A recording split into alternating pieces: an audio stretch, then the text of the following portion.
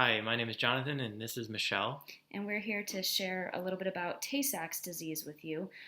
Tay-Sachs is a rare genetic disease that affects children under the age of 2 primarily. It is 100% fatal, and there are no current cures or approved treatments. Symptoms of Tay-Sachs include seizures, loss of vision and hearing, loss of motor control, loss of ability to swallow, and eventually it leads to death. Now, our son Emmerich was diagnosed with Tay-Sachs disease at the age of 15 months. And given that there are very few approved treatments that are currently out there, we were faced with the decision of how to proceed with his care. And one of the things that was available was having Emmerich undergo a bone marrow transplant. Now, it's something that's pretty difficult thing to go through, and Michelle will tell you a little bit about what a bone marrow transplant would do and how that potentially could help. So Emmerich's bone marrow transplant was actually a little bit different than the majority that you hear about, because his bone marrow transplant was actually from umbilical cord stem cells from babies that were born. The stem cells that are left in the umbilical cord can actually be used to regenerate bone marrow in people who need bone marrow transplants. So Emmerich underwent a chemotherapy regimen that people typically going through bone marrow transplant would undergo. And so his bone marrow was killed off.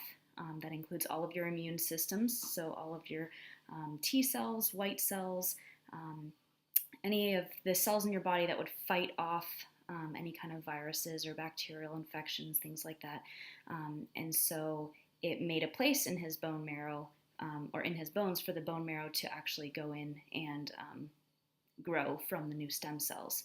And during that process, he actually did acquire a virus and some other things that caused complications, because bone marrow transplant is a pretty complicated procedure in general. And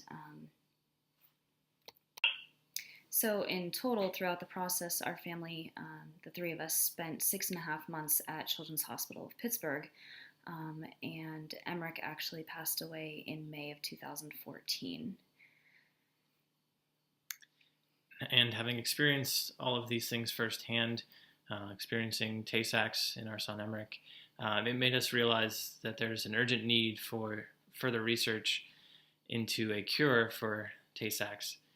And if you'd like to know more about this disease, specific organizations are out there and are funding additional research. The Cure Tay-Sachs Foundation is one of our favorites, and there's also the National Tay-Sachs and Allied Diseases Foundation, and they are great resources. They can share a little bit about the disease itself and its various forms, and they also have acted as a support network for us during this time.